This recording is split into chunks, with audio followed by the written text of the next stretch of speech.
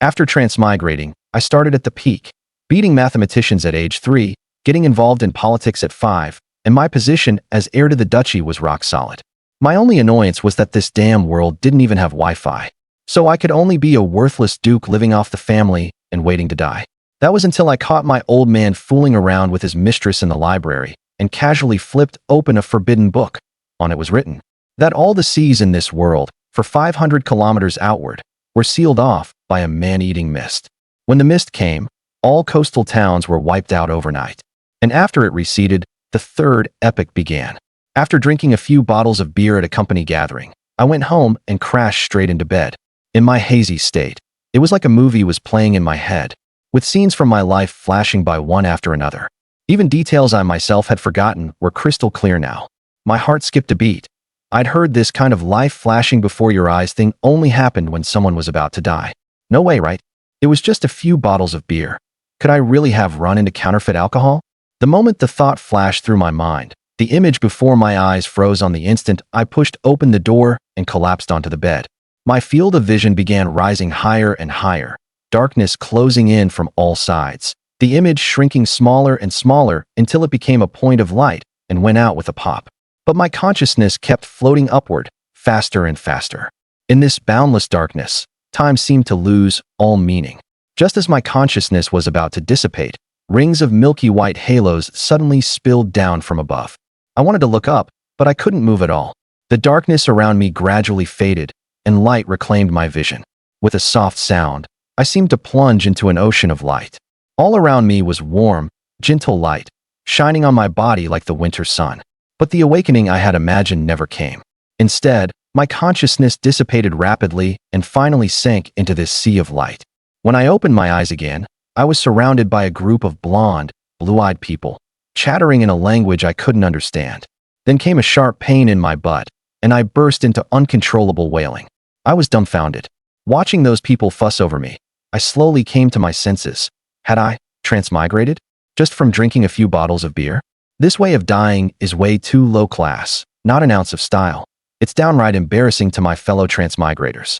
Suddenly, my pupils dilated, and my crying stopped short. Oh no, I left so suddenly this time. I didn't delete my browser history. The moment that thought hit me, I cried even louder and more miserably than before. Only after a long while did I recover from that overwhelming shame and start looking around.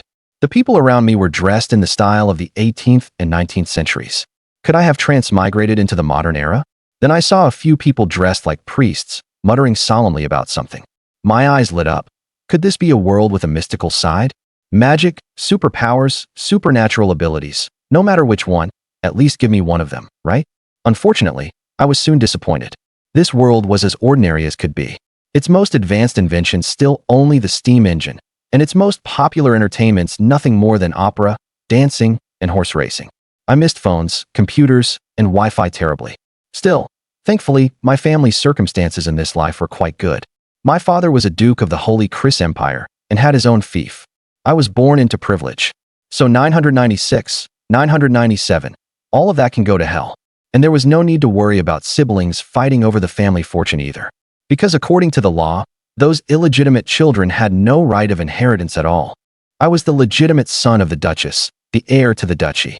This position was as good as welded under my butt. No one could snatch it away. As for my full-blooded older sister?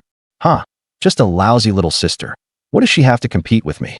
Riding the perks of being a transmigrator, I could already speak the Empire's common tongue fluently at 7 months old. At age 3, my talent for arithmetic left even the top mathematicians of the duchy utterly astonished.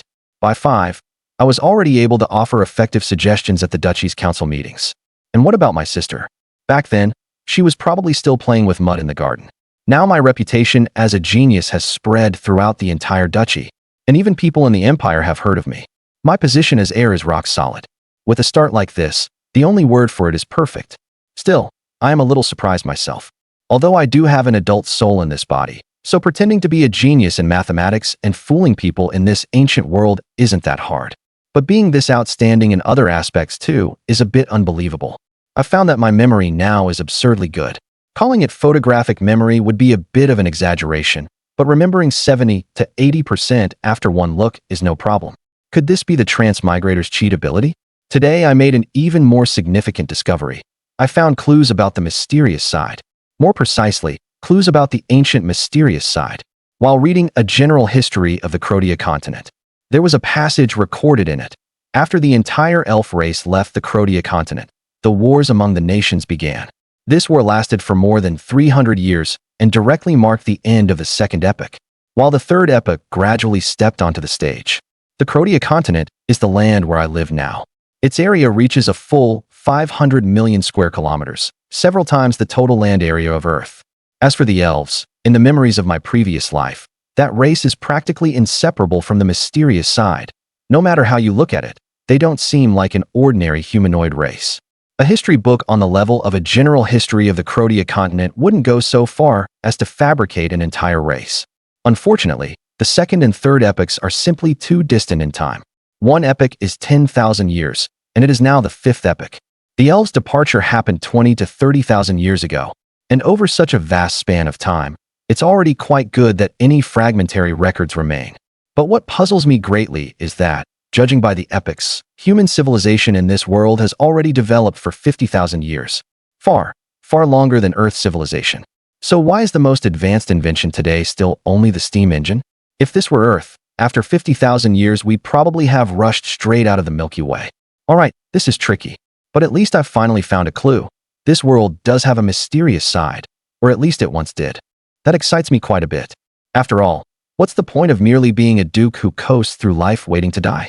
At this world's pace of taking 50,000 years just to come up with the steam engine, by the day they finally tinker their way to mobile phones and the internet, they probably won't even be able to find my grave.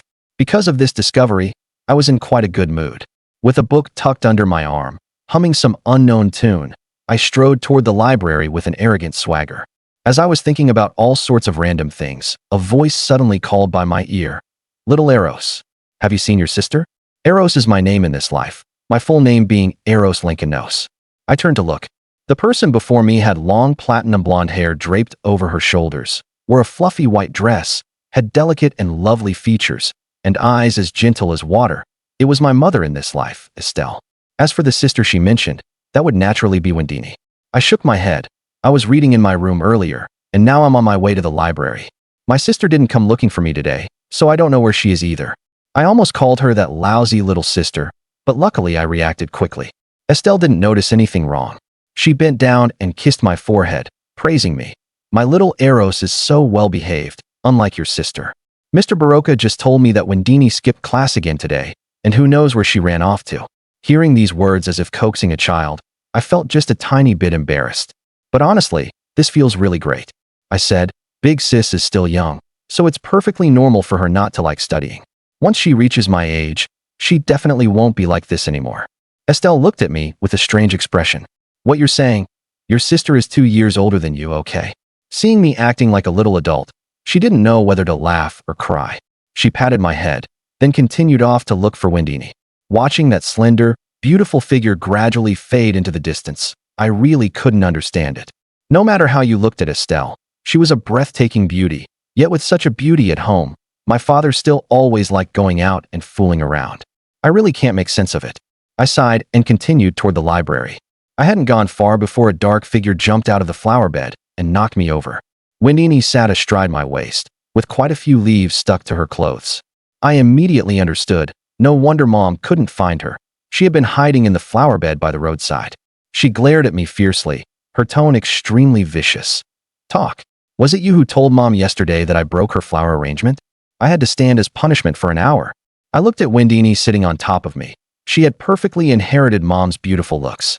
Even with such a fierce expression, she still looked incredibly cute in my eyes. I just wanted to rua her. Though her tone was harsh, it couldn't hide the soft, adorable quality in her voice. Such a cute blonde loli. And my own big sister too. Who could resist teasing her? So I said with complete confidence, "That's right," I told her. "Wasn't it you who smashed that vase?" Wendini looked at her younger brother pinned beneath her, yet still acting arrogant, and became even angrier. She roared, "So it really was you. Just you wait and see what I do to you." As she spoke, she pulled out a bottle of ink from her pocket, clearly intending to draw something on my face. Before she could make a move, I leisurely said, "If you dare draw on me, I'll tell Mom that the necklace she couldn't find last time was the one you lost." Wendini's expression froze, and the ink bottle in her hand suddenly didn't seem so appealing anymore. But looking at me, still as haughty as ever, she was truly furious, so angry her lungs felt ready to explode. She casually tossed the ink bottle aside, planted both hands on my shoulders, and shook me hard while gritting her teeth and saying, "You damn tattletale." Aya. Even though I was being shaken nonstop, I was still in a pretty good mood. "I just love seeing you look like you want revenge on me, but can't do anything about it." Hearing the commotion in the distance, Estelle hurried over. The moment she arrived, she saw the daughter she'd been looking for all this time sitting on top of me and desperately shaking my head. Her anger flared instantly, and her originally gentle face turned icy. "Wendini, get off him this instant.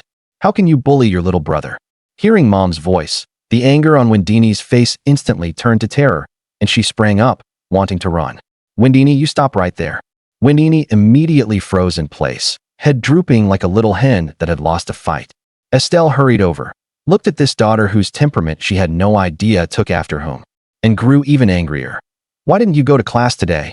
Wendini lowered her head and muttered, "Mr. Baroka's lessons are so boring." Her voice grew softer and softer. "So you skip class just because it's boring? Look at your younger brother. Even though he's 2 years younger than you, he's already finished all his etiquette lessons. Why doesn't he find them boring? You're the older sister. You should be setting an example for your little brother." Hearing Mom praise her little brother, Wendini looked over at me. I was making faces at her, wearing a look of pure gloating. She instantly flew into a rage and was about to pounce on me again for revenge. "Wendini, you still want to use your hands? If you shake your little brother like that, what if he gets hurt?" Wendini withdrew her hand and kept her head lowered. Estelle turned to me and asked, "Are you all right? Are you hurt anywhere?" I shook my head. "I'm fine, Mom. Big sister was just playing with me." Looking at the well-behaved and sensible me, and then at that daughter who turned lawless the moment no one was watching, Estelle was furious. "Look at your brother, then look at you." Wendini turned her head away and pretended not to hear, muttering under her breath, "Tattletale, just you wait and see how I'll deal with you later." Very soon, Wendini was carried away by Estelle, who had hold of the back of her collar. I watched in astonishment from the side. Even though Wendini wasn't fat, her already shapely figure was definitely not light. Yet Mom actually lifted her away so easily with one slender arm? Though I kept getting interrupted, I hadn't forgotten the purpose of this trip. I continued toward the library. Come to think of it, this was my first time visiting my family's library. Looking at the enormous building before me, I was once again shocked by my family's wealth. It was hard to imagine how, in this technologically backward old society, the locals had managed to build such an exquisite and magnificent structure.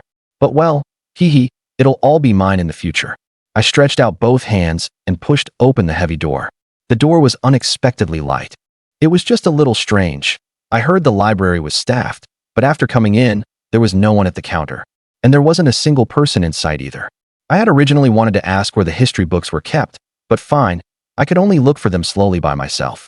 I walked on my short little legs, checking the bookshelves one by one. When I saw those titles, I was completely speechless. How to attract the attention of noble ladies. How to get along with noble ladies. How to win the hearts of noble ladies. What kind of nonsense is this? After making a full round without finding any history books, I did discover a whole pile of random junk. What surprised me was that the library actually had quite a few novels, but most of them were things like knight biographies. I pulled out a few and flipped through them. Basically, a knight saves a princess, but in the end the princess marries the prince, and the knight still remains devoted, protecting the princess. This kind of pathetic simp plot made me mad. If I kept reading, I was afraid even a stroke wouldn't be enough to stop me from blowing up. But one book, The Treasure of Pirate King Sally, gave me a pleasant surprise. At the very beginning of the book, there was actually an introduction to the seas around the continent of Croatia, something I had never known before. After all, my family's territory lay deep inland, a world away from the sea, and no one had ever told me anything about the ocean. I knew very little about the seas of this world, basically nothing at all. After reading the book's introduction to the surrounding seas, my spirits lifted. The book said that if one sailed 500 kilometers farther out from any sea area, all routes would ultimately connect to the same body of water, the Sea of Mist. The Sea of Mist is shrouded in fog all year round. Any living being that enters the Sea of Mist's range will lose its way in those waters, and fewer than 1 in 100 can return alive. For tens of thousands of years, countless extraordinary people have tried to conquer that sea, but all ended in failure. Because of that, Those waters are also called the Forsaken Sea. I was rather shocked. If the book was right, didn't that mean humanity only possessed the waters within 500 kilometers of the coastline? Fog at sea is normal, but fog that never disperses year-round is anything but normal. Not to mention that the range of the fog has always remained precisely 500 kilometers beyond the coastline. This simply doesn't seem like a power nature could possess. Could this be one of this world's mysterious phenomena? It's truly incredible. This discovery made me even more excited. Sure enough, this world does have a mysterious side, and it is so close to humanity. But I didn't let a moment of impulse drive me to the Sea of Mist, either. The book said that fewer than 1 in 100 who entered survived. The world is vast. Doesn't staying alive sound nice? I lost interest in the rest of the treasure stories, stuffed the book back, and continued searching for other related books. Just then, I faintly heard voices. They were very quiet, and the speakers should have been far away. Could it be the people on guard? I followed the sound. It got closer and closer, and then I saw 2 figures standing ahead. That familiar, brilliant golden short hair, that impressively broad back. Isn't that my dad? Who was the woman in front of him again? She looked a bit familiar. The woman was facing in my direction, and she noticed me the moment I stepped out from behind the bookshelf. She froze for a moment and pushed the man in front of her with her hand. That was my father, Duke Lenka Oric North. In a low voice, she said, "Someone's here, someone's here." But our Duke paid no mind at all and said indifferently, "Don't worry. I had all the servants here leave this morning. No one is allowed near the library today, so how could anyone be here now?" That said, he still turned around and glanced back. Then he saw his genius son, the pride of the family, the rising star of the duchy, standing there with a somewhat puzzled expression. The Duke froze for a moment, then showed an awkward yet polite smile and nodded at me. Then he grabbed that woman's hand and slunk away. No wonder I hadn't seen anyone after being in the library so long. It turned out my dad had driven them all away. This old man really has no sense at all. Is the library a place for fooling around? Making me look for books by myself. Fortunately, the books placed in this nearby section happened to be exactly what I was looking for. On those rows of bookshelves were unmistakably historical documents. But thinking that those 2 had almost desecrated history right here just now, I couldn't help but look a little strange. They really know how to have fun. I shook my head, clearing away the random thoughts, and started looking for books that recorded events from the previous epochs. I noticed a pattern. The farther outward the bookshelf, the more recent the books on it. So I headed straight for the innermost section. At the very end, with just one glance, I saw the book I wanted, Chronicles of the Sea of Mist. From the title alone, it was obvious it had something to do with the Sea of Mist. In no time, I climbed up the bookshelf and took down the thick volume. As for dirtying the bookshelf and the books by stepping on them, never mind dirtying them. Even if I stood on my head on top of them, no one would dare say a word. The books were probably dusted regularly. There wasn't a speck of dust on the ancient cover. I clicked my tongue inwardly. There must be millions of books in the library's collection, and every single one was spotless. How much manpower and resources would that take? Feudal society is truly terrifying. Good thing I'm one of the oppressors now. Opening the ancient black-gray cover, I saw the dark yellow pages densely covered with writing. Perhaps because of its great age, the ink traces had already grown dim and dull. The moment I saw the contents, I knew I had found the right book. This book was about the elf incident I had seen earlier, only in greater detail. After the entire elf race left the Crotia continent, the long-standing grudge between the 2 most powerful empires on the continent at the time could no longer be suppressed, and war broke out. This war dragged the entire continent into the mire. Smoke of war was everywhere, and people were dying everywhere. The corpses of those killed in battle went uncremated and were simply thrown into the great river, in the hope that the river would carry them into the sea to feed the fish. But there were simply too many dead to count. The blood flowing from the corpses dyed the entire great river red. The red river water surged downstream into the sea, raising wave after wave of crimson tides. The war continued without end, and the crimson tides kept seeping farther into the deep sea as well. After the war had lasted 300 years, for some unknown reason, patches of mist rose over the sea. At first they drew little attention, but the mist spread extremely quickly. In less than a year, the entire sea was shrouded in mist. All humans who entered the area covered by the mist vanished without a trace, neither seen alive nor found dead. Even more terrifying was that the mist kept spreading toward the land. All towns in the coastal regions lost contact overnight. Panic spread among the people. No one knew how this mist had appeared, and no one knew whether it would stop spreading. For a time, doomsday prophecies sprang up one after another, and the war was put on pause. Everyone was gripped by fear, terrified that when they woke up the next day, the mist would have spread to right before their eyes. But just when everyone was living in constant dread, the mist suddenly receded. Just as it had appeared for no apparent reason, it also retreated for no apparent reason, finally stopping 500 kilometers beyond the coastline. From then on, humanity's exploration of the world was forced to stop at that 500-kilometer mark, and the lands that had once been shrouded in the mist, after the mist receded, had become utterly silent, with all living creatures having disappeared without a trace. This mist came suddenly and left just as suddenly. After seeing the eerie scene in the coastal towns, the remaining nations on the continent no longer had the heart to continue fighting. Each sounded the retreat and began to recuperate and rebuild. But the fear brought by that mist was deeply etched into the mind of every survivor. Therefore, that era was also called the Era of the Mist Sea. The first day the mist came ashore marked the end of the second epoch and the beginning of the third epoch, the Era of the Mist Sea. Eros was reading with great absorption when he was suddenly covered by a tall shadow. Startled, he turned his head and discovered that his father was standing right behind him, with that somewhat familiar woman following behind. Seeing Eros looking at her, the woman showed a slight smile and gave him a curtsy. "Greetings, Your Highness Eros." Duke Linka looked a little embarrassed and pointed at the woman as he introduced her. "Madame Florica, you've met her before, your fifth elder sister's mother." Eros nodded. No wonder she looked a bit familiar. However, although she was the birth mother of his half-sister from the same father, they truly had not met many times. After all, mistresses were of low status and were not allowed to dine at the same table as the master's family. Moreover, regarding his father's mistresses, although his mother never said anything outright, his father was not foolish enough to let them wander around in front of his lawful wife every day. Therefore, those women lived and ate in another courtyard, far from the one where he lived. After all, the ducal residence was quite large, and to this day, he still had not finished exploring it. Duke Linka looked at his son with some curiosity, then asked, "What are you reading?" Eros reached out and closed the book's cover, revealing the 4 gilded characters on it. Chronicles of the Mist Sea. Duke Linka was somewhat surprised. "I didn't expect you to like this sort of thing." Eros shook his head. "I originally wanted to look for some records about the elves, but just now I happened to see the Mist Sea, so I became a bit curious about it as well. So I picked up this book to take a look." Duke Linka looked puzzled. "The elves haven't appeared on the Crotia continent for tens of thousands of years. What are you looking up records about them for?" Eros was both a little surprised and a little delighted. He hadn't expected his father to actually know something, so he immediately pressed on. "Dad, you know about the elves? Isn't that obvious?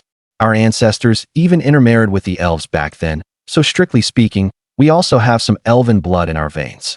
It's just that too much time has passed, and with the constant dilution from generation after generation, this part of the bloodline has probably become so faint that it can be ignored.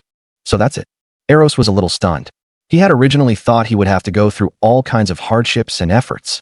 Only by a lucky chance would he be able to obtain a few fragmented clues, and then, based on that tiny bit of information, slowly unravel the lost mysterious side. Good grief. So this was it. After searching everywhere, it turned out his own family was the biggest clue. He no longer hesitated and continued asking, "Then does the elf race have some abilities different from ordinary people? For example, being able to use magic, or some other kind of abilities? Although I don't know what this magic you speak of is, the elf race is indeed different from ordinary people." Hearing this, Eros's eyes lit up with anticipation. "For example?" Duke Linka stroked his chin. "For example, the women of the elf race are all especially beautiful." Eros suddenly felt like he was having a heart attack. Sure enough, he really shouldn't have had too much hope for his absurd father. Duke Linka smiled and patted Eros's head. Then the smile vanished from his face as he said seriously, "I know what you want to ask, but this is very dangerous. Even merely knowing carries great risk. But since you've already become interested in those things, as the child of my, Linka Oriknos, since you want to learn about these things, I naturally won't keep hiding them from you. It's just that not today. We still need to make preparations. After you come of age, we will tell you everything." After saying that, Duke Linka did not linger any longer and immediately turned to leave. He now had to go prepare certain things. As for what he would do afterward, did that even need to be said? Of course it was to continue what had been left unfinished. Seeing him turn and leave, Lady Florica smiled at Eros once more, gave a bow, and then also turned to follow him away. But at this moment, Eros had already fallen into deep thought and forgot to return the bow, though that was no big deal. He was feeling a little panicked. Even merely knowing this knowledge carried great risk. Why did this setting feel so much like that of Lord Ku? Could it be that he had really been reborn into a world with Lord Ku? No way, no way. After worrying for a while, Eros directly gave up thinking about it. Forget it, no more thinking. Being able to come into contact with the mysterious side is a good thing. After transmigrating for so many years, he could finally see what this world truly looked like, as long as he waited until he was 18. As for whether it would be good or bad afterward, wouldn't that depend on seeing it first? Relax, relax. That night, the stars and moon hung high in the sky. Estelle carefully placed Eros, who had fallen asleep in her arms, to one side, and tucked him in. Looking at her peacefully sleeping youngest son, she let out a soft sigh. The earlier serenity and grace had already vanished, and her face was now full of worry. Duke Lenka had already told her about Eros's interest in the mysterious side, and this was precisely the source of her current anxiety. Because, generally speaking, only when a child reaches 18, and their mind begins to mature, will the elders gradually tell their child about that twisted, bizarre, and evil reality hidden beneath the civilized world. This was because children who were too young had incomplete minds and were too easily corroded by those strange things, causing their bodies to undergo uncontrollable grotesque mutations. Although she also knew that her child was smarter and more mature than other children, almost not like a child at all, this still could not set her anxious heart at ease. But what could she do? From the moment Eros began to take an interest in the mysterious, he had already been noticed by it. She softly murmured that truth within the occult world, reddened by countless rivers of blood. When you gaze into the mysterious also gazes into you. When you come into contact with the mysterious will draw close to you. With another sigh, she gently bent down and kissed Eros on the forehead. I'm sorry, my child, for snuffing out your curiosity about the real world. Things having come to this, in order to prevent her child from being tainted by the mysterious, she could only choose to conceal his curiosity about the real world, to conceal that part of his memory that had already become aware of the truth.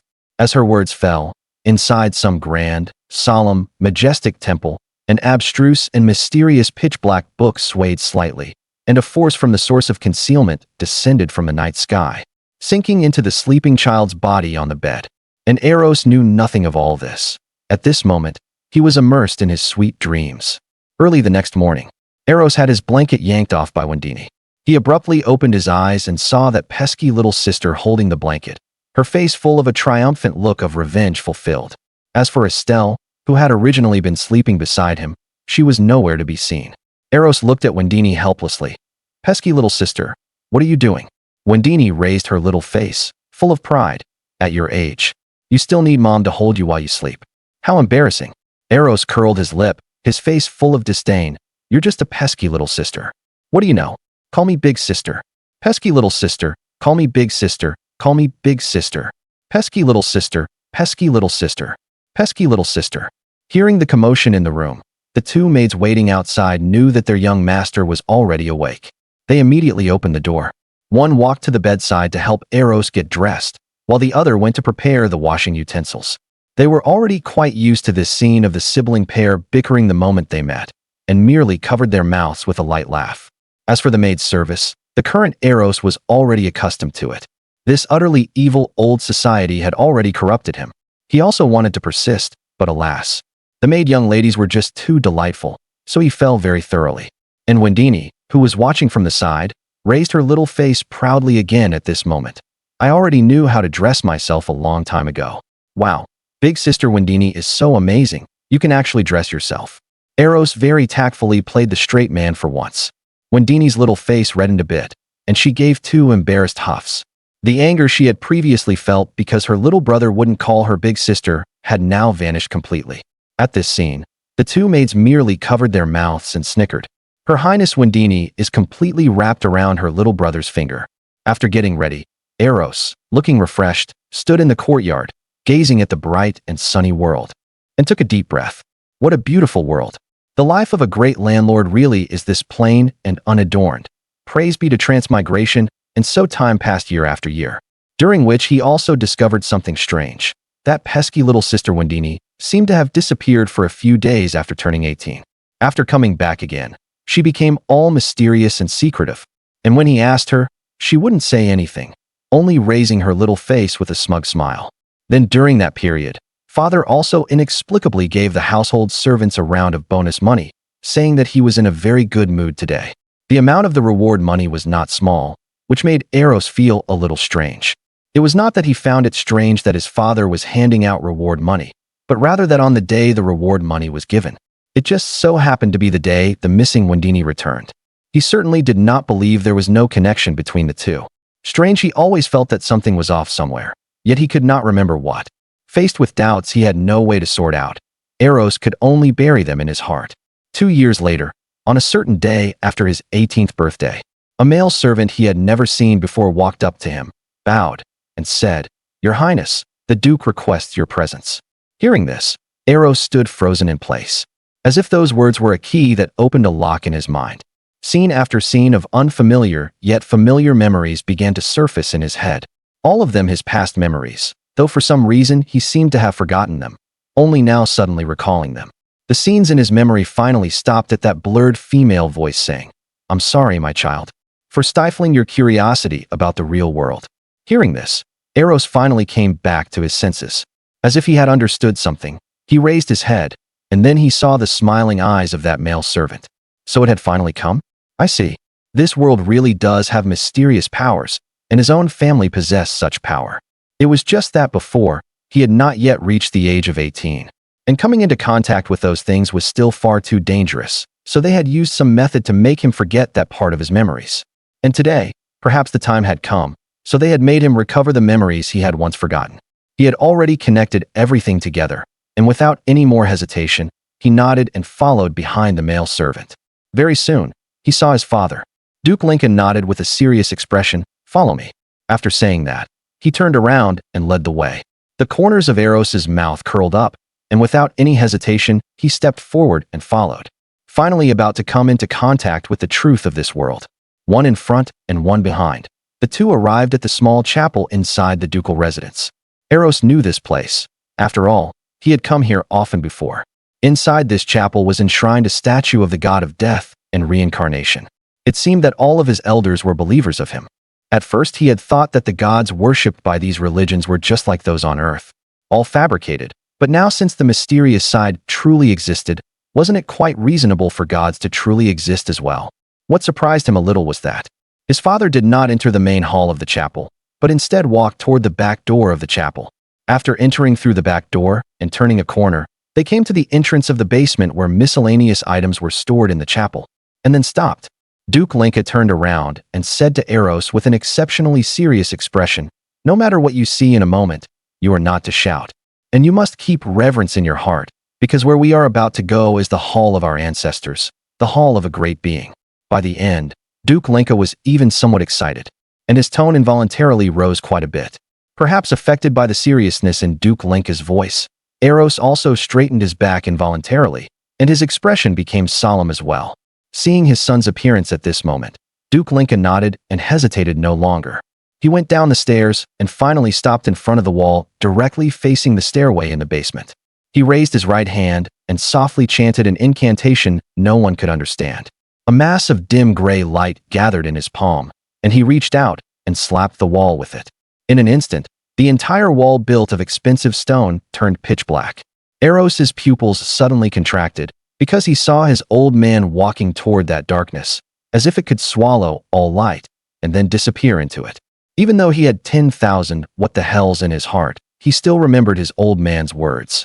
He must not cry out in alarm. He immediately took a deep breath, did not hesitate any longer, and also walked toward that black wall. After entering that wall, he stared curiously at the long passage before him and immediately looked up at his old man. Duke Lincoln did not disappoint him either, only to hear him say, "This is the shadow realm, the world shadow.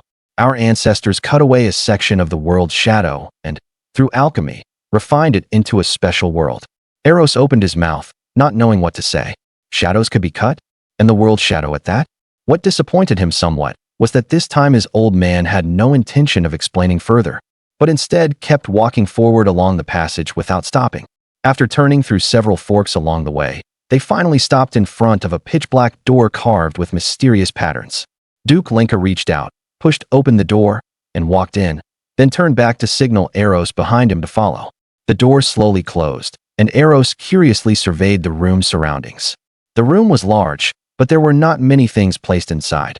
Only a table and a few chairs, while the largest object was a bookshelf set against the corner of the wall. Just as he wanted to see what books were placed on the shelf, he discovered that the titles of those books had suddenly turned into bizarre, twisted tentacles. They began writhing non-stop, and along with them came waves of hair-raising whispers sounding by his ears. Eros swallowed, barely holding himself back from screaming, when at that moment a light cough came from beside him. Instantly, the whispers that had been sounding in his ears vanished at once. Looking toward the bookshelf again, he saw books of various colors neatly arranged on the shelf, as though those bizarre, twisted tentacles from before had only been his hallucination. Eros was certain that he had neither seen wrong nor heard wrong just now. But what exactly was going on now? He looked up at his old man, hoping he could give him an explanation. Duke Linka cleared his throat. You didn't see wrong, and you didn't hear wrong. These are exactly what I'm about to tell you next, those taboo pieces of knowledge hidden beneath civilization. As his old man spoke sentence after sentence, Eros gradually gained a general understanding of the mysterious side of this world. Sure enough, gods really did exist in this world. And not just one. The 9 great churches that had dominated the Crotia continent for several epochs each worshipped a deity that truly existed. They styled themselves as orthodox gods, sitting high upon the thrones of heaven and bowing their heads to look down upon the nations of the mortal world. Besides them, quite a few gods of smaller churches also truly existed. It's just that their status was inferior to those 9 orthodox gods. Sometimes, they were even called false gods by members of the 9 great churches, and their believers would be purged as heretics. Their circumstances extremely miserable. But the more he listened, the more Eros felt that something was off. His old man seemed to hold those orthodox gods in utter disdain, perhaps even outright hostility. This left him somewhat puzzled. Wasn't his family made up of devout believers in the god of death and reincarnation? Not only did they donate a huge sum of wealth to the church every year, they also held sacrificial rituals during certain festivals to praise the deity. Could it be that all of this was just for show? At that moment, he chose his words carefully and said, Dad, it seems like you're not very respectful toward those gods. He couldn't help but be curious. After all, in this world where imperial power is divinely granted, showing disrespect to those orthodox gods, if discovered, would get you arrested and thoroughly re-educated, let alone being hostile toward them. Hearing Eros's question, Duke Linka said in a somewhat mocking tone, They're nothing but a bunch of traitors, yet they still style themselves as orthodox gods. Is there some juicy gossip here? Eros immediately seized on the key point. Traitors? Why call them traitors? Whom did they betray? Our ancestor, the night goddess, was once their companion, and 2 of them had even been her students. But they betrayed our ancestor and used some filthy schemes and tricks to kill her, then divided and devoured her origin, and that was how they became the most powerful gods in this world. But our ancestor was, after all, one of the great ones, and would not be so easily killed completely. Before dying, she left behind a prophecy, saying that she would eventually return. After those traitors learned of this prophecy, they began to fear, so they slandered our ancestor as an evil god, and madly slaughtered our ancestors' believers and bloodline descendants, attempting to erase our ancestors' faith to completely prevent her return. At this point, Duke Linka's tone shifted from anger to heaviness. While Eros was already stunned, Duke Linka reined in his emotions and continued, For tens of thousands of years, we have hidden and fled from place to place. A bloodline once the most exalted and noble in this world is now called the remnant spawn of the night. We have become like rats crossing the street. Eros felt sweat breaking out on his forehead. So basically, right from the start, he had a grudge against the 9 most powerful forces in this world. After tens of thousands of years of slaughter, this hatred and enmity are absolutely irreconcilable, okay? What kind of hell mode is this? He was a little panicked now. Was it still in time to reincarnate again? Of course, that last sentence was just a bitter joke he made to amuse himself inwardly. Seeming to notice his son quietly wiping away cold sweat, Duke Linka comforted him. Don't worry. We are very safe now. 300 years ago, our ancestor made a decision to split the family in 2. One part voluntarily sacrificed themselves in exchange for the chance for the other part to join a certain church. Now the plan has gone very successfully. Even the 9 great churches probably never imagined that we would join the church and become one of the family forces under it. That reverse move was brilliant. It seemed that Ancestor deeply understood that the most dangerous place is the safest place. The church probably also never imagined that an enemy with such a deep blood feud would be hiding right under its nose, not only donating enormous amounts of supplies to it every year, but also holding festivals whenever holidays came around. This is practically a model believer, okay? But he was still a little curious. Did the church really have no other way to search for people? After all, this was a world of the mystical side, where even gods truly existed. So how could there be no strange or unusual abilities for finding people? So he voiced this question, and Duke Linka quickly gave an explanation. What our ancestor wielded was the authority of secrecy. As long as our bloodline undergoes the baptism, we will definitely awaken an ability called Servant of Secrecy, combined with the divine artifact left behind by our ancestor. As long as we do not expose ourselves on our own initiative, the church will find it very difficult to discover our identities. This is also the reason we have been able to hide and flee for tens of thousands of years. Bloodline baptism? Eros once again seized on the key point. Yes, only after undergoing the baptism does one truly step through the gate into the mystical side. That is also the purpose of my bringing you here today. This is the world refined by our ancestor, covered by his authority. Even if one were to speak the honored names of those traitors here, he would not notice it, let alone a mere baptism. Duke Linka looked calm, with a hint of pride in his tone. Is it enough after the baptism? Duke Linka shook his head, walked out of the room, and gestured as he spoke while walking. After the baptism, you can only become Sequence 9, the Seeker of Secrets. If you want to advance later to Sequence 8, the Listener, or Sequence 7, the Light Chaser, you will need to accommodate more spirits yourself. How many sequences are there in total? There are 10 sequences in all, but even the imperial family of the Chris Empire only possesses the advancement methods from Sequence 9 to Sequence 4. As for the remaining nobles, their limit is Sequence 5. Aside from those churches that have gods, only we possess the complete advancement pathway. Well then, isn't this like a rat crossing the street clutching a gold brick in its arms? He felt his prospects looked even more worrying. But on second thought, since his family had endured for tens of thousands of years, there must surely also be high sequences, so he asked, then what is the highest sequence in our family? The atmosphere suddenly fell silent. Duke Linka, who had just been feeling a little proud that only their family and the churches possessed complete advancement pathways, stiffened in expression. After quite a while, he finally said in a muffled voice, Sequence 5, the Fire Bearer. Eros found it somewhat hard to believe. A family that had been passed down for tens of thousands of years, a family whose ancestors had even produced a god, and its highest was only Sequence 5? Wasn't this the end? We're done for. Duke Linka looked a little embarrassed, but he still explained. It's because the bloodline is too ancient, and over these tens of thousands of years, those high sequence ancestors often died in battle while covering the escape of lower sequence clansmen, usually before they could even produce offspring with a purified bloodline, creating a vicious cycle. But now things have stabilized, so the clan encourages having more children, in case one with exceptional talent appears and can change the current awkward situation. Is this a case of quantitative change leading to qualitative change? Still, Eros glanced at his old man. It's best if it's the clan encouraging it, rather than you enjoying it yourself. Duke Linka did not notice the distrustful look in his son's eyes and continued. Another method is to learn from those imperial families and no longer intermarry with outsiders. That way, even if exceptionally talented offspring do not appear, at least the bloodline will no longer be diluted. Eros looked at his old man somewhat astonished, and Duke Linka said helplessly, this is also a last resort. After all, with the family now relying only on a few Sequence 5s to hold it up, it is indeed far too dangerous for people like us. Eros nodded. He could understand that. After all, they were bearing the pressure of several of the most powerful forces in the world. With only a few Sequence 5s in the family, if they were exposed, this time probably not a single one of them would manage to escape.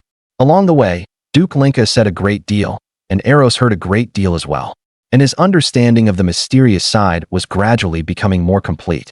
In the end, they stopped before an ancient, austere, solemn church. Duke Linka, walking in front, pushed open the heavy door before them that was left ajar, and a soft halo spread outward from the hall. At this moment, quite a few people were standing in the hall, most of them elderly men with graying hair and beards. Some Eros recognized, and some he did not. Aistel was also among the crowd. Seeing him arrive, she gave him an encouraging smile, her gaze as clear and gentle as water. After looking over the people, Eros then noticed the statue at the very top of the hall, radiating mystery, majesty, and solemnity. He felt a bit of realization in his heart. That should be the ancestors' divine statue. Duke Linka, who had spoken with those old men at the side, beckoned to Eros, signaling for him to come over. Then he led him to the statue of the deity, first offering a solemn prayer with a grave expression, and then had Eros kneel on one knee in the center of the floor carved with mysterious symbols and patterns. He nodded to the several elders at the side who had long been prepared, his tone solemn and serious. Prepare to begin the bloodline baptism ritual. As his words fell, those elders placed the milky white spirit marrow, which had been prepared in advance, piece by piece. Following the winding, mysterious patterns on the floor, they arranged them in an orderly way. As they finished placing the pieces one by one, the mysterious symbols engraved into the floor also lit up one after another. Taking advantage of the time still left, Duke Linka began explaining the things that needed attention next. There was not much to note. The general idea was that because this was the world of the ancestors, there would be no danger in this baptism. He only needed to follow the path that would soon appear before his eyes, and go as far as possible, the farther the better. After understanding, Eros nodded, indicating that he understood. Then he quietly knelt where he was, lowering his head and silently waiting for what would happen next. Time passed second by second, and at first Eros did not feel much. But gradually he felt a warm current clinging to his skin, seeping into his body from his limbs and bones. This warm and comfortable feeling made him a little drowsy, and his eyelids kept drooping before slowly closing. Suddenly, Eros jolted awake, remembering that he was still undergoing the baptism and absolutely could not fall asleep. He forced himself to stay alert, only to abruptly discover that he was in an unfamiliar place. Looking up, he saw that everything around him was shrouded in mist, and he could not tell where he was. The elders who had originally been standing not far away waiting for the result had now all disappeared, leaving only himself standing here alone. Has the baptism process already begun? But where is the path? Didn't Father say a path would appear before my eyes? Somewhat stunned and puzzled, he looked at the misty space before him. Outside, the elders of the clan not far away watched Eros, who had already closed his eyes and entered the bloodline tracing, and gradually began speaking in low voices. They thought very highly of this child, who had shown exceptional intelligence since childhood. They believed that his warlock talent should be the best seen in recent years. The only question was which ancestor's imprint engraved in the bloodline he would see. An elderly man with a monocle, his white hair combed immaculately, slowly spoke. In my view, little Eros should at least be able to see the bloodline imprint left by an ancestor from 5,000 years ago. Everyone who heard this was somewhat shocked, because 5,000 years ago, there had still been wanderers within the family. That was in existence at Sequence 2, a mythical life form that had surpassed the limits of mortals and entered the realm of mythology. Did he mean that little Eros had the talent to become a mythical life form? Although they also thought highly of little Eros, could the bloodline, now already filthy beyond measure, really give birth to a mythical bloodline? They asked themselves honestly, and this was almost impossible. Even in what they considered the most ideal situation, it would still require the efforts of several generations, continuously purifying the bloodline until it was sufficient to support the birth of a mythical bloodline. But that would require quite a long period of time, and each generation would also need to produce children with sufficiently good talent. Yet what the person before them had said made them unable not to take it seriously, because the white-haired elder was one of the highest-ranking people present in terms of seniority. Not to mention that he was also one of the only 3 remaining Sequence 5s in the family. They believed this elder would not speak without reason, so? For a moment, they all grew somewhat excited. How many years had it been? How many years had it been since a mythical life had appeared in the family? Though having a mythical bloodline did not necessarily mean one would definitely become a mythical life. However, they were not particularly concerned about that point. For others, it might be something impossible to accomplish. But for a family like theirs, with 10,000 years of accumulation, it might not be impossible. Although spending those 10,000 years hiding and fleeing had consumed most of their reserves, even with only what remained. As long as the person did not die and their talent could support it, they could pile resources on and force it through. Although a single mythical life could not improve the family's current situation, it could at least make them feel slightly more at ease. After all, if they were exposed now, probably not a single member of the entire family would escape. But with a mythical life present, at least 1 or 2 might be able to get away, so the family's bloodline would not be completely severed. At this moment, Duke Lunka beside them was so happy he could barely stop smiling. His own child having such good talent was also a great source of pride for him. Although Iced Heir was not smiling as broadly as her husband, there was still a faint smile on her face, clearly showing that she too was very happy. As time passed, the milky white spiritual marrow arranged on the mysterious symbols according to a set pattern was replaced batch after batch, but no one present showed the slightest impatience. Instead, they grew more and more excited, more and more agitated. That milky white spiritual marrow was spirit that had already condensed into solid form, and spirit was the energy needed to activate the ritual array. The more spirit that was consumed, the farther the person in the ritual had gone on the path of tracing their bloodline back to its source. And the farther they went, the closer that meant they were to the source of their bloodline. At this moment, another white-haired old man had tears welling in his eyes as he said with trembling lips, "The spirit consumed has already exceeded mine from back then by more than 100-fold. It really is a mythical bloodline. Good, good, good." At this moment, Eros was staring blankly at the gray mist-filled world before him. He had already run a long way, yet he still had not seen the road his old man had mentioned. Where was his road? Where was the road? Wasn't there supposed to be a road that appeared? Is this bugged? What am I supposed to do next? Keep going forward? Forget it. Anyway, didn't my old man say to go as far as possible? Even though I haven't seen that road, I should still try to go a bit farther. So, he simply kept moving forward through that gray mist in a random direction. When he got tired from running, he stopped to rest for a while, then continued running. Little by little, time passed, and he had no idea how long he had been running or how far he had gone, since this damn place did not even have a single point of reference. Front, back, left, and right all looked exactly the same, and he did not even know whether he had been running in a straight line. But just then, he suddenly noticed a tiny point of light appear ahead, which gave him a jolt of energy. At last he had seen something other than gray mist. This made him somewhat excited, and he immediately hurried toward that point of light. When he got closer, he realized it was a pale green orb of light floating in midair and radiating a halo, only about the size of a fist.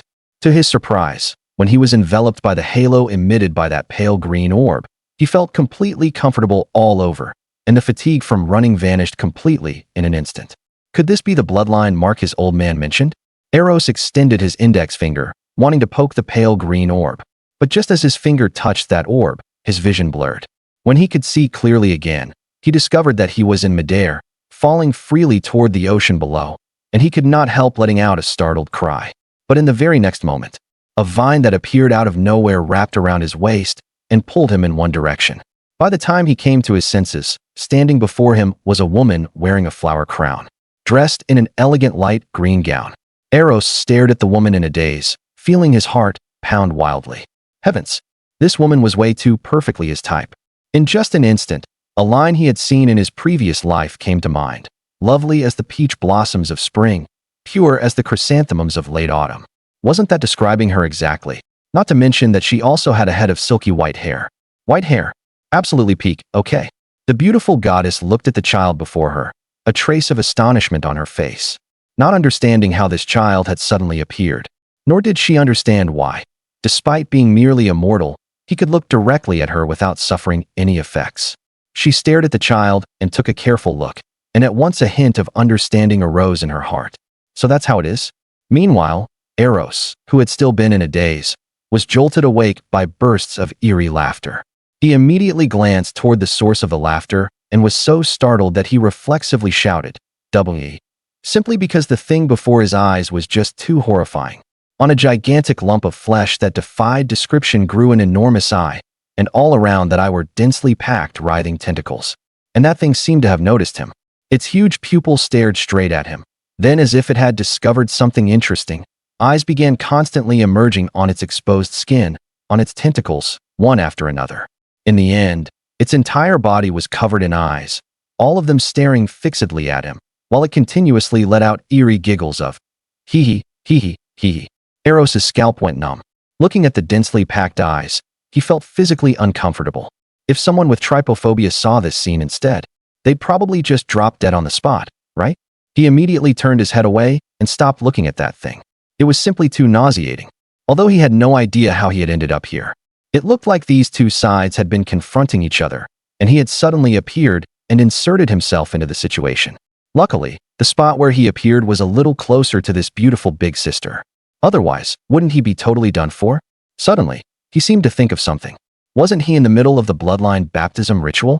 According to what his old man had told him, the bloodline baptism was about tracing the source of one's bloodline, and along the way one would encounter many imprints left in the bloodline by one's ancestors.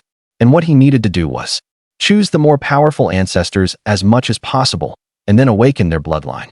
So here was the question. Was the woman before him his ancestor? I finally fell for someone for once, and you had to make me lose so completely? Now that she understood this child's origin and purpose, Cecilia had no interest in continuing to tangle with the bizarre, twisted thing opposite her. With a glance, she vanished from where she stood, and alongside her vanished Eros, who was being supported by the vines. Thus, over the empty sea, only that bizarre, twisted thing remained. After Eros disappeared, it turned its gaze toward the place where Eros had suddenly appeared moments ago. Without it seeming to make any move, that patch of space suddenly sprouted densely packed tentacles out of nowhere. From the fleshy gaps on the tentacles, eyeballs kept squeezing out one after another. Endless eyeballs completely filled that patch of space, and then abruptly vanished without a trace. Accompanied by eerie chuckles, he slowly sank beneath the sea's surface and gradually disappeared. Meanwhile, Eros again felt his vision blur, and then he found himself in a strange place. Once, twice, thrice, it was this abrupt scene change again. He felt like he was almost getting used to it. Suddenly, a melodious and pleasant soft laugh interrupted his thoughts. I didn't expect you to choose to awaken the bloodline of our elf race. Since that's the case, then I shall personally perform the baptism for you. So get ready, little Alicia. Eros was somewhat stunned, and only then did he notice the inhuman ears hidden beneath the flower wreath of the gentle white-haired older sister before him. They were somewhat different from a normal person's ears, slightly pointed and slender. She's an elf? Eros suddenly recalled that day in the library, when his father told him that their ancestors had once intermarried with the elf race. In other words, was the woman before him really the imprint his ancestors had engraved into their bloodline? Then what about that tentacle monster? Could it be one too? But are bloodline imprints supposed to look like this? And who was Alicia? What did she mean by calling him Alicia? Although he was indeed handsome in this life, it wasn't to the extent that people couldn't tell his gender, right? Eros's mind was now full of questions. Just as he was about to speak and ask, a fair and slender finger gently touched the center of his brow. Then his vision blurred again. And once, twice, thrice, four times, it was another scene change, except this time he had returned to the gray mist space where it had all begun. Cecilia looked at the child who had abruptly disappeared before her and was slightly startled, then shook her head and chuckled softly. So the power wasn't enough after all. Without hesitating further, her gaze followed the river of bloodline all the way downstream, finally locking onto the child sitting at the center of the ritual array in the lower reaches. Her slender, graceful finger applied a slight force, cutting a wound on the fair, soft pad of her fingertip. Looking at the crimson blood seeping out from the wound, he pointed with one finger, and this point seemed to transcend time and space. Directly from the source of the bloodline, it touched the center of Eros's brow far downstream. Shadow Realm, Temple Hall. The elders who were still waiting for the result of the ritual all changed expression drastically when they saw Eros suddenly disappear before them. A few hot-tempered ones immediately stepped forward to check the cause.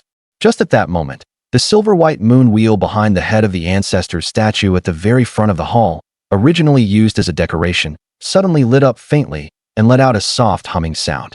Those elders who were about to enter the range of the array had not yet understood what was happening before they were pushed back to where they stood by an irresistible force. Aistare felt herself being pushed back, and immediately tried to move forward again, only to be stopped by Duke Linka beside her. Duke Linka shook his head and said softly, "Since that great being has acted to stop us from approaching, then there should be no danger." After saying that, he secretly gestured to Aistare toward the silver-white moon wheel, which had become plain and unremarkable again. Aistare's worried heart eased slightly, for she also knew the origin of that silver-white moon wheel. It was a divine artifact forged by the ancestor, and it shouldn't harm its master's descendants. Someone nearby also comforted her. The array is still operating, and besides, we are now inside the ancestor's temple, so nothing will happen. As if in response to his words, the Eros who had abruptly disappeared abruptly reappeared in the same place, which made everyone present breathe a sigh of relief. Although they knew nothing would happen, not seeing him still made them feel somewhat uneasy. But before they could finish that sigh of relief, the next moment, it was as if the heavens were collapsing. An indescribable aura came from above the sky, making the time and space of the entire shadow realm seem to freeze. Everyone present felt their whole bodies tremble, unable to breathe, as if something were tightly gripping their hearts. At that moment, the originally plain and unremarkable silver-white moon will suddenly shone brilliantly again, shielding everyone from that terrifying, shudder-inducing aura. Once the aura was blocked off, they could no longer hold on and collapsed limply to the ground one after another, gasping for breath. Suddenly, someone cried out in alarm. "What is that?" Everyone looked in the direction the person was pointing and was shocked to discover a finger so blurred that it was impossible to see clearly was now pointing out of thin air at Eros's brow. Then, the phantom of an ancient tree with luxuriant branches and leaves suddenly appeared behind him as well.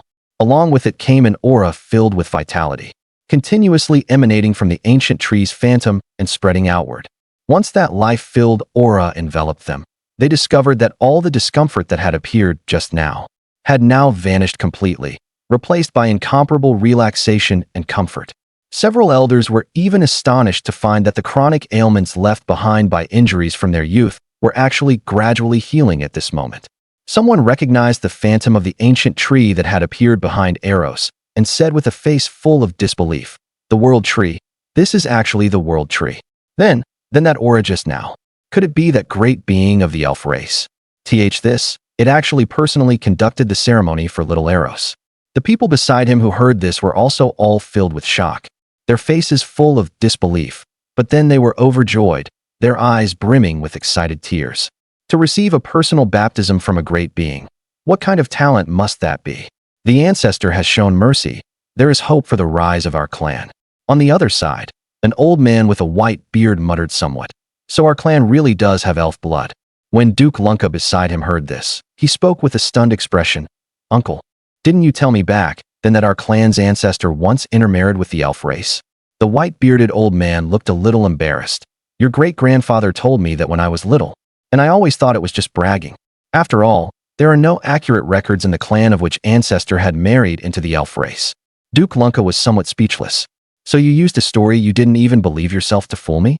Seeming to guess what the nephew in front of him was thinking, the white-bearded old man scratched his head awkwardly. "Now it seems it should be true.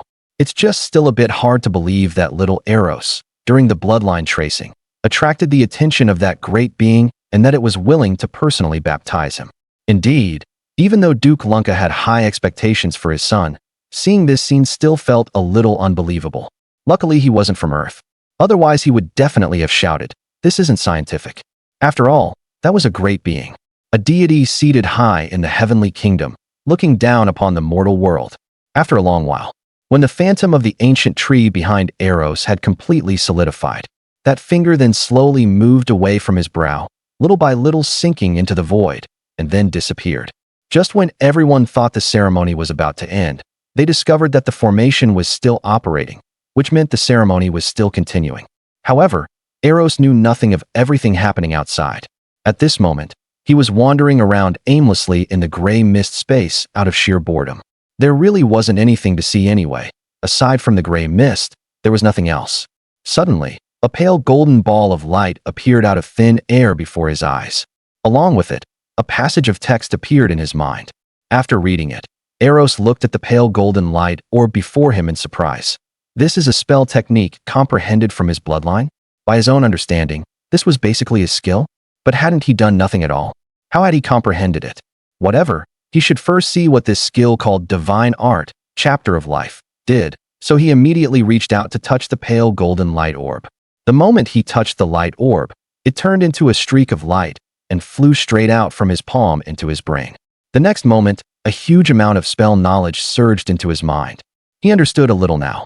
So this light orb outside was basically a compressed package. There were a whole bunch of files hidden inside. What puzzled him, however, was that, why were these all healing and buffing skills? Was this making him become a healer? He suddenly understood why there was that line in the knowledge brought by Divine Art, Chapter of Life. Life shall be inscribed upon your fingertips. Wasn't it literally inscribed on his fingertips?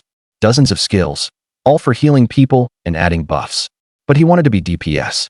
A healer who doesn't want to be DPS is not a good healer. As if a deity had responded to his inner thoughts, another pale golden light orb appeared before him at this moment. Divine art, judgment of life. Eros's eyes lit up. One could tell from the name alone that this was definitely a DPS skill.